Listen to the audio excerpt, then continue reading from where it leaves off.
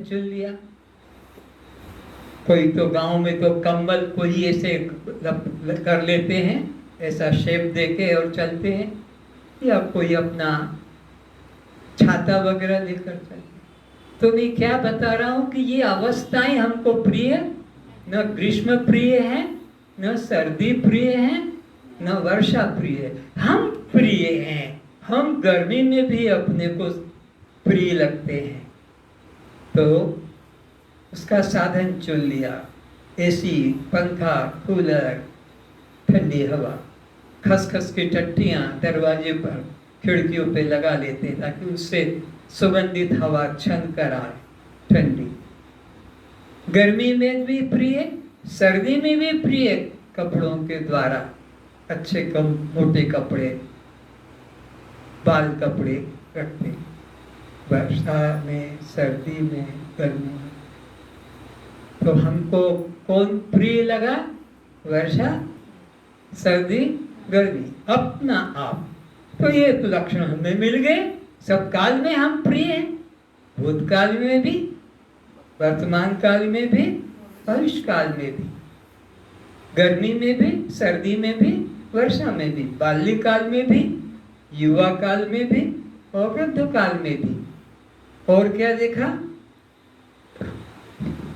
प्रातः काल में भी प्रिय है, नाश्ता, गरम गरम हलवा, पकौड़ी और कुछ जो कुछ, नहीं तो होटल में। दोपहर को भी ऑर्डर दे रखा है कि भाई 2 बजे के 1:30 बजे हमको देना।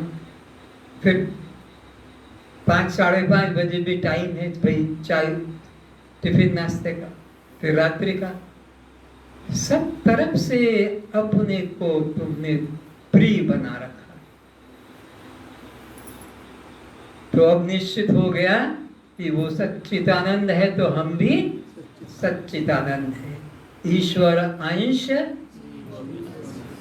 अंश किसका? अंशी का। कौन अंश? परमात्मा। अंशी कौन? जीवात्मा। दोनों में एकता हो, क्योंकि अंश अपने अंशी से अलग नहीं हो सकता। ये कार्य अपने कारण से अलग नहीं हो सकता। ये अध्यस्त अपने अधिष्ठान से अलग नहीं हो सकता। तो अब कहता है सोहम, अहम ब्रह्मास्मि शिवोहम। अष्टावक्र जी राजा जनक को निमित्त बनाकर यही उपदेश कर रहे हैं कि हे राजन, तुम अपने को मनुष्य मत मानो, जन्मने मरने वाला मत जानो, बल्कि अपने को सच्चिदानंद स्वरूप आत्मा जानो, क्योंकि तुम उसके अंश हो और अंश होने से अपने अंशी से अलग नहीं हो। आगे कहें। मन को रोकने न रोकने का विकल्प छोड़कर अपने आप में टिक जाना ही अनभ्यास का अभ्यास है। फिर से पढ़ो। मन को रोकने न रोकने का विकल्प छोड़कर अपने आप में ही टिक जाना, यही अनभ्यास का अभ्यास है। तो मन के पीछे मत पड़ो। इंद्रियों को उनके स्वभाव में जीने की स्वतंत्रता परमात्मा ने दे रखी है और वे अपने धर्म का कभी त्याग नहीं करती है। आंख ने सुनने का काम कभी नहीं किया, कि कान ने देखने का काम कभी नहीं किया, कि नाक ने चबाने का काम कभी नहीं किया। स्वभाव अपना कभी छोड़ते नहीं। तो उनके स्वभाव में तुम बाधा क्यों डालते हो, जबकि वे तुम्हारे स्वभाव में बाधा नहीं डालते हैं। तुम्हारा स्वभाव है चैतन्य, जानने मात्र का। तुम जानने वाले हो और तुम इनका धर्म को अनादिकाल से आज तक नहीं रोक पाए। प्राण को रोक पाओगे? तुम कान के सुनने को नहीं रोक पाओगे। तुम उसके बाद में ध्यान दो या मत दो, पर वो शब्द तो अंदर टकरा रहे हैं। तो ये मन के साथ मत जो मन अपने प्रकृति में है उसको अपना चंचल प्रकृति बनाई है, चंचल रहने दो। मन को मत रोको, मन को जाने दो। अब वो जाएगा तो कहाँ जाएगा? सिया राम में बोलो। तो यहाँ दूसरा है ही नहीं। मन जहाँ भी जाएगा वो राम है, मन जिसमें भी जाएगा वो राम है, मन जिसको भी स्पर्श करेगा वो राम है। और कृष्ण तो डिक्लेयर कर रहा कि इंद्रियाणाम मनश्चास्मि, जिसको तुम मन कहते हो ये मैं ही तो हूं। अरे तुम्हारे हाथ में पतंग की डोर है, तुम पतंग की डोर को जितना ढीला छोड़ोगे वो तुम्हारा वो पतंग आकाश में उड़ता जाएगा, उड़ता जाएगा। और जब तुम डोर को खींच लोगे तो वो इधर आ जाएगा, डोर को छोड़ोगे तो उधर चला जाएगा। देखा नहीं कृष्ण पतंग उड़ा रहा है क्लास में? 5 रंग के शब्द, स्पर्श, रूप, रस, गंध। तो यह मन ब्रह्म में ही विचरण कर रहा है। ब्रह्म से बाहर कोई जगह है जाने की? आप लोग घर छोड़कर चले जाते हो, संन्यास ले लिया, त्याग कर दिया, पर कोई आकाश से बाहर जा सकता है? बोलो क्यों? वो इतना विभु, इतना विराट कि उससे बाहर कोई जा नहीं सकता। तो ये मन उस विराट परमात्मा से कहीं बाहर जा सकेगा? वो तो आकाश से भी कई और गुना बड़ा है। तो मन तो अपने तेली का बैल वो घाने के आसपास ही चलता रहता है। या मुझे बापू बता रहा था, सर्च लाइट ऐसे छोड़े गए हैं, वो इस पृथ्वी के ही अंदर आकाश में गोलाकार घूमते रहते हैं और वहाँ से वो अपना जो भी रिसर्च उनकी होती है वो यहाँ भेजते हैं। तो जैसे वो आकाश मंडल से बाहर नहीं, कौन? वो जो छोड़े गए, क्या बोल? अच्छा, तो मेरे को नहीं आएगा भी। तो वो छोड़े गए बाहर नहीं, ऐसे ही मन भी परमात्मा से बाहर नहीं है, वो भी इसी में तो घूम रहा है। तभी तो कृष्ण कहता है कि तुम उसको क्यों परेशान कर रहे हो, वो मैं ही हूँ। इंद्रियाणाम मनश्चास्मि, जिसको तुम मन कहते हो वो मन मैं ही हूँ। तो मन तो मुझे छोड़कर कहीं जा नहीं सकता। अरे ट्रेन पटरी को छोड़कर कितना दूर जाएगी? कितना भी तेज भागे, कितना भी तेज भागे, कौन? पटरी, रेल इंजन, लेकिन पटरी से दूर कभी हुआ? हो सकेगा? बस तुम यही समझो कि मैं तो आत्मा पटरी हूँ और ये मन इंजन भाग रहा है इस देह डिब्बे को लेकर, लेकिन ये कहीं भी जाए मुझ चेतन से भिन्न नहीं है। आगे बोलो। जिस अभ्यास में कर्ता अकर्ता दोनों का अभाव हो जाए उस अभ्यास को अनभ्यास कहते हैं। अनभ्यास, ये बड़ा अनोखा शब्द। अभ्यास की बात तो सब जानते हैं, लेकिन यहाँ बताया जा रहा है अनभ्यास कर लो, अनभ्यास करो। कर्म भी नहीं, विकर्म भी नहीं, अकर्म करो। तो कुछ न करने का नाम है अनभ्यास। माला करना है, पूजा करना है, पाठ करना है, तीर्थ करना है, जप करना, ये कुछ बकवास मत करो, कुछ करना नहीं। अब तो करने की बात ही खत्म करो, करने का अभ्यास मत करो, अब न करने का अभ्यास करो। और ये तुमसे हो नहीं रहा। नहीं कश्चित क्षणमपि जातु तिष्ठत् कर्मकृत्। कोई भी जीव एक क्षण के लिए भी कर्म किए बिना रह नहीं सकता है। और कर्म करेगा तो या तो दो ही करेगा, या तो अच्छा या बुरा, पुण्य या पाप। तो फिर पुण्य है तो उधर भोगो, पाप है तो इधर भोगो। तुम जन्म मरण के चक्र से नहीं छूट पाओगे। इसलिए पुण्य, पाप तो पाप है, पुण्य भी पाप है। पाप कर्म तो पाप जाने जब जग सोए, जाने सब जग कोय। पाप कर्म तो पाप है, जाने सब जग कोय। पुण्य कर्म भी पाप है, कहे निरंजन को। कोई अनुभवी संत कहेगा ये तुम्हारे यज्ञ तप पूजा पाठ ये भी पाप है, क्योंकि ये तुमको स्वर्ग ले जाएंगे। फिर स्वर्ग से क्या होगा? फिर क्षणे पुण्य मृत्यु लोकम विशद, फिर इसी 84 के चक्र में आना पड़ेगा, फिर माँ के गर्भ में जाना पड़ेगा। और ये ब्रह्मा विष्णु शंकर तक भी अपने पद से गिरेंगे, और वो भी फिर इसी सृष्टि चक्र में भूतल पर विचरण करेंगे।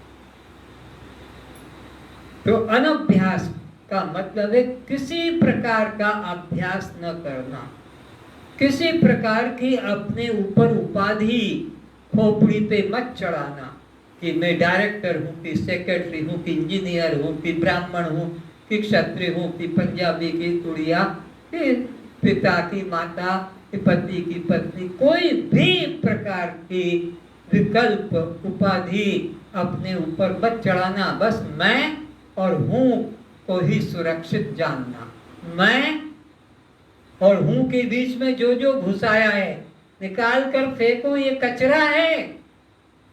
मैं और हूँ के बीच में मैं यह हूँ, मैं वह हूँ, मैं वो हूँ, ये बीच वाला ही कचरा है। यही तुम्हारे को संसार में भटका रहा है। ये सदा रहेगा, मैं और हूँ। तो अनभ्यास का मतलब है किसी प्रकार का अभ्यास न करना, और अपने को समस्त विकल्प से, उपाधियों से, अहंकारों से खाली करो। ये हमें बस करना है, कुछ न करना ही आत्म साक्षात्कार है। कुछ न दिखना ही आत्मदर्शन है। कुछ न सुनाई पड़ना ही आत्म साक्षात्कार है। कोई भी शब्द न सुनाई पड़े, कोई भी रूप दिखाई न पड़े, तो ये जो रह गया, कुछ भी नहीं दिखाई पड़ रहा है जिसको, वो तो तुम हो, वही तो है आत्मा। कुछ भी सुनाई नहीं पड़ रहा है, कुछ भी नहीं सुनाई पड़ रहा है, ऐसा जिसने सुना है वही तो तुम हो। उसको कोई सुनने का कान नहीं है दूसरा, उसको कोई देखने की दूसरी आंख नहीं है, उसको चलाने वाला कोई दूसरा प्राण, जिसकी शक्ति से ये प्राण भीतर बाहर हो रहे हैं, वो ब्रह्म है, वो चैतन्य है, वो शक्ति है। और वह ही तुम अपने को जानो, अन्य नहीं। आगे बोलो। यही आत्मचिंतन, हरि भजन, ब्रह्म चिंतन है। कौन सा? यह कुछ न करना, अनभ्यास का अभ्यास, यही ब्रह्म चिंतन, यही आत्मचिंतन, यही सहज समाधि, सहज पद है। पर ये लोगों को कठिन लगता है। गौरी शंकर पर चढ़ाई कर ली, वो कठिन नहीं लगा। चंद्रलोक तक की यात्रा कर ली, वो कठिन नहीं लगा। पर ये इतना सरल है कि इसका सरल होने ही कठिन हो गया। अगर कठिन होता तो इसको भी कर डालते, लेकिन ये तो इतना सरल है कि इससे कुछ सरल विश्व में नहीं है। इसीलिए लोग इस ओर नहीं आते हैं, उस ओर भाग रहे हैं। चंद्रलोक, मंगल लोक और ऊपर लोक, या समुद्र में अंदर पानी के नीचे ट्रेन लाइन चल रही है। इंग्लैंड से, कौन से नाम भूल गया उसका, अंदर और अंदर पानी के, समुद्र के नीचे नीचे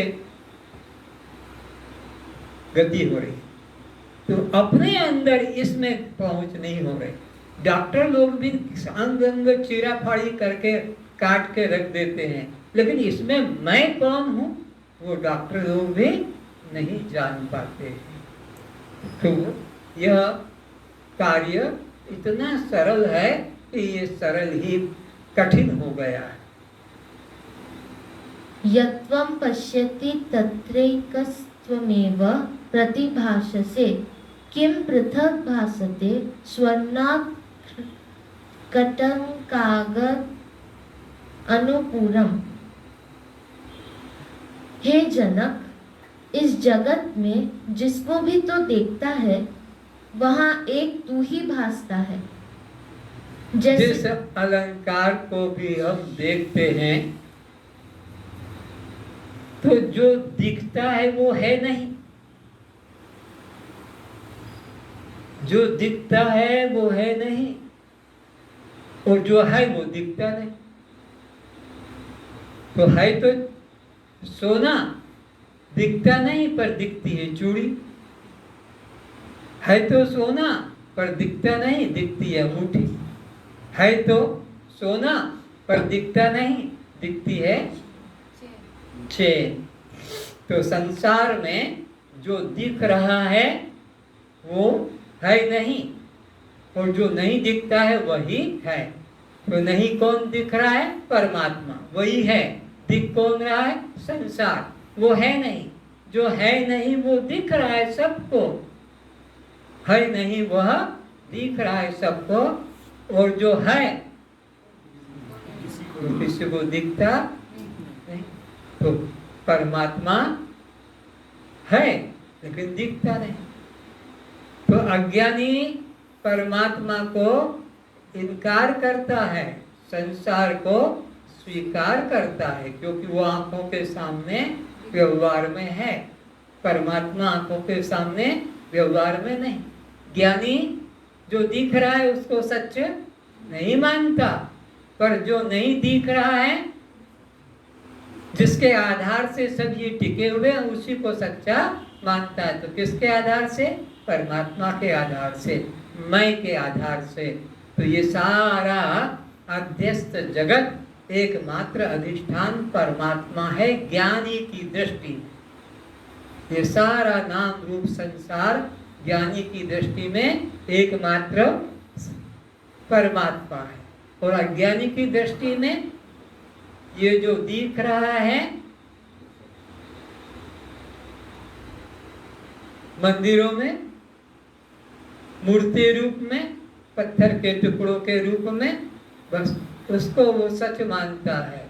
और जो अपने अंदर छुपा हुआ है उसको सत्य नहीं मानता। जो है उसको सत्य नहीं मानता, और जिसमें नहीं है, मूर्तियों में क्या है? पत्थर के अलावा अंदर कुछ भी नहीं है। अरे आदमी को जलाओगे तो हड्डियां तो मिलेगी कि नहीं मिलेगी? और तुमने सर्दी के दिन मंदिर के बाहर तुम खड़े हो, पंडित पुजारी ने दरवाजा बंद कर लिया, तुम्हें बाहर कर दिया सर्दी के दिन,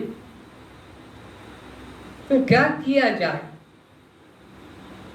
इतनी सर्दी सही नहीं गई तो 2-3 मूर्तियां जो बाहर थी उनको जलाकर तपने लगा सर्दी को बचाने के। सुबह मंदिर का पुजारी उठा, दरवाजा खोला, कहा अरे ये पागल तू क्या कर रहा है? तूने भगवान को जला दिया है, क्या करो? हाँ ये भगवान है, अभी गांव के लोग आएंगे मेरी खोपड़ी तोड़ देंगे, मुझे निकाल देंगे, तूने भगवान की मूर्ति को जला दिया। अच्छा, तो उसने एक डंडी उठाई और उसमें कोई ऐसे ऐसे करने लगा। क्या कर रहा है ये? पर मैं हड्डियां ढूंढ रहा हूँ। भगवान जला दिए तो हड्डी तो हो गई वहां कुछ है नहीं, लकड़ी की मूर्तियां या पत्थर की मूर्ति। पर जिसमें है उसमें नहीं दिख रहा है उन पंडा पुजारी को। वो बकरा काटा जा रहा है, मुर्गा काटा जा रहा है देवी के आगे, वो पत्थर के आगे, उसमें उनको परमात्मा दिख रहा है। और ये मुर्गा चिल्ला रहा है, ये बकरा चिल्ला रहा है, तड़प रहा है, उसमें नहीं दिख रहा वो जो कि बोल रहा है, चीख रहा है। ये मूर्खों की अवस्था है को नहीं कह रहा है और नहीं को है बता रहा है। पर ज्ञानी है को ही है कहता है और नहीं को नहीं कहता है, चाहे दुनिया उसकी दुश्मन क्यों ना हो जाए। हो गई सुकरात के, मंसूर के दुनिया दुश्मन, हो गई जीसस के दुनिया दुश्मन, हो गई इसी प्रकार अन्य अन्य संतों को। मंसूर थे, सुकरात थे और इसी तरह अन्य कई संत थे जिनमें चैतन्य परमात्मा प्रकट हो रहा था। उनको उन्होंने जला दिया कि मार दिया, और पत्थर की मूर्ति को, मंदिर को सुरक्षित रखने के। इसी अयोध्या मंदिर के लिए कितने लोगों ने जान दे दी, चाहे वो मुसलमान भाई थे कि हिंदू भाई। वो हिंदू राम मंदिर के नाम पर, और वो कह रहे थे बाबूराम, जो भी नाम हो, वो उसके लिए जान दे रहे थे। बाबूराम तो हम चेतन के प्रति श्रद्धा करें और जड़ के प्रति जड़ भाव रखें। या फिर सभी चेतन हैं, यहाँ कोई जड़ है नहीं। मंदिर भी, मस्जिद में, चर्च भी, गुरुद्वारा भी, वो मूर्ति भी, फिर वो चाहे जिसकी भी हो, वो सब में एक परमात्मा विद्यमान है।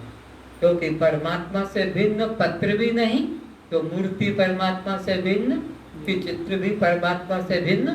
लेकिन जो चित्र मूर्ति को ही परमात्मा मान गए और चेतन को परमात्मा, उन लोगों को कहा जाता है ये पत्थर की मूर्ति है, ये कागज की मूर्ति है, ये लकड़ी की, परमात्मा इसमें नहीं है। उनको, इनको जो केवल जड़ में ही परमात्मा मान गए और चेतन को जड़ की तरह मार रहे हैं। जैसे तरंग, फेन, बुदबुद, बर्फ, भाप सब आकृति मात्र जल है।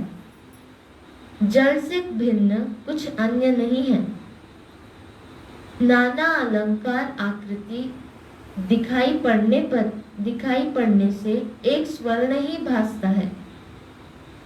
नाना काष्ठ के सामग्रियों में एक काष्ठ ही सत्य है।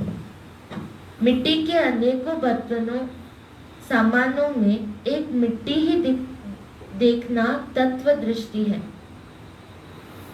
अब कहाँ गया अनेक, जिसको अनेक कहेंगे। जहाँ अनेक न रहा तो एक भी एक अब कहाँ गया अनेक, किसको अनेक कहेंगे। जहाँ अनेक न रहा तो एक भी कहाँ रहा, किसको, किसकी अपेक्षा से एक कहेंगे। बस इसी स्थिति में जो रहा वह न अनेक है न एक है, जो है वही है। एक ही मिट्टी अनेक आकारों में प्रतीत होती है, एक ही काठ अनेक आकारों में प्रतीत होता है, एक ही स्वर्ण अनेक आकारों में, अलंकारों में प्रतीत होता है। ऐसे वो एक ही परमात्मा नाना नाम रूपों में प्रतीत होता है। तो फिर अनेक नहीं है, एक स्वर्ण ही है। अनेक फर्नीचर नहीं, एक काठ ही है। अनेक बर्तन नहीं, एक मिट्टी है। ऐसे ही यह अनेक जीव नहीं, एक ब्रह्म ही है। और जब अनेक नहीं तो फिर एक भी कहाँ है। एक की अपेक्षा से अनेक और अनेक की अपेक्षा से एक। जब दो नहीं है तो एक भी कहाँ है। एक की अपेक्षा से दो है या दो की अपेक्षा से एक है? तो ना एक है ना दो है, ना अनेक है ना एक है, केवल एक चैतन्य मात्र है और वह तुम हो, वह भी कोई अन्य नहीं। फिर पढ़ के सुनाओ जरा साफ साफ। अब कहाँ गया अनेक, किसको अनेक कहेंगे? जहाँ अनेक न रहा तो एक भी कहाँ रहा, किसकी अपेक्षा से एक कहेंगे? इसी स्थिति में जो रहा वह न अनेक है न एक है, जो है वही है, जैसा है वैसा ही है। वाणी से उससे व्यक्त नहीं कर सकती, वह मौन है, अव्यक्त है। इसी तरह जहाँ विभिन्न आकृतियों में ज्ञानी को तो एक ही ब्रह्म सत्ता ही स्फुरित हो रही है, इसीलिए ज्ञानी की सहज समाधि बनी रहती है। ज्ञानी को आंखें बंद करना नहीं पड़ता,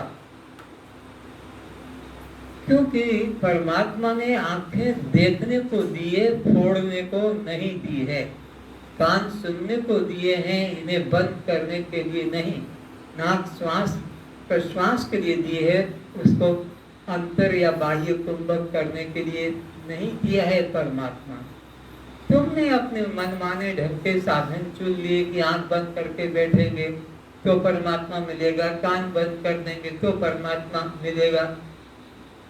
एक ऐसा भी संप्रदाय देखो, उन्होंने लिंग के ऊपर कड़ा लगा के रखा, कड़ा लटका के, जैसे स्त्रियां कान के बाली बनवा लेती है, कान में कुछ पहन लेती है छेद करके नाक में, ऐसे उन्होंने अपना धर्म ऐसा बना रखा है। तो परमात्मा जो है इन सब पाखंडों से मिलने वाला नहीं है। उस परमात्मा को तो केवल ज्ञान के द्वारा जानना है। और क्या जानना है? वो अन्य नहीं बल्कि मैं स्वयं हूँ। इस रूप से उस परमात्मा को अनुभव करना है। वो अनुभव की वस्तु है, वो देखने की पाने की वस्तु नहीं। देह से भिन्न मैं आत्मा हूँ, इस बोध से उस जीव का देह भाव मिट जाता है। देह मैं नहीं हूँ, मैं जीव हूँ, ये अगर विवेक जग गया तो आपका देह का अहंकार समाप्त हो जाएगा। और देह का अहंकार समाप्त हो गया तो सब उपाधि खत्म, जाति की, आश्रमों की, संबंधों की, लंबाई चौड़ाई की, आकार की, सब खत्म हो जाते। देह भाव खत्म तो सारे अहंकार इसके खत्म हो जाते। फिर उस ज्ञानी की जहाँ भी दृष्टि या वृत्ति जाती है वहाँ वह एक परमात्मा को ही देखता है। ज्ञानी की आँख के ऊपर जो रंग का चश्मा लगा है उसको वही सब रंग के प्रतीत होते। तो ज्ञानी की आँख पर कौन सा चश्मा लगा है? ब्रह्म का। तो सब जीव ब्रह्म रूप दिखते हैं। जिसको भी देखता है, पशु हो, पक्षी हो, कीट हो, पतंग हो, स्थावर हो, जंगम हो, पेड़ पौधा जो भी हो, सब में वो एक ही देखता है। अज्ञानियों को नाना दिखते हैं, ज्ञानियों को सब में एक परमात्मा, एको हम को श्याम वो हुआ है। तो एक मेवा अद्वितीयम ब्रह्म में नानास्ति किंचन, ऐसा उपनिषद कहता है कि यहाँ एक चेतन के अलावा दूसरा कुछ भी नहीं, और वह चैतन्य भी तुमसे भिन्न नहीं है। क्योंकि तुम नहीं रहोगे तो चेतन को प्रमाणित कौन करेगा? ये दिन है, ये रात है, इसे कौन प्रमाणित करेगा? तो ये तुम ही वह हो।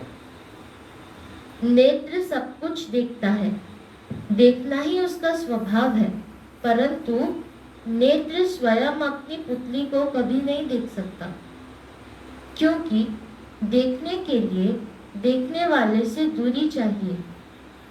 जिसको भी देखना है, जिसको भी जानना है, तो जानने वाले से, देखने वाले से वो देखी गई वस्तु, जानी गई वस्तु थोड़ा दूरी पर होगी, तभी देख सकेगा, कि जान सकेगा। लेकिन ज्ञानी की दृष्टि में परमात्मा अन्य नहीं, इसलिए उसे आंख बंद करके बैठने की जरूरत नहीं। वह तो भीतर भी उसे ही देखता है और बाहर भी उसे ही देखता है। जिसको बाहर न दिखे वो भीतर देखे, इसलिए तो आंखें बंद करता है। लेकिन भीतर बाहर एको जानो, यह गुरु ज्ञान बताई।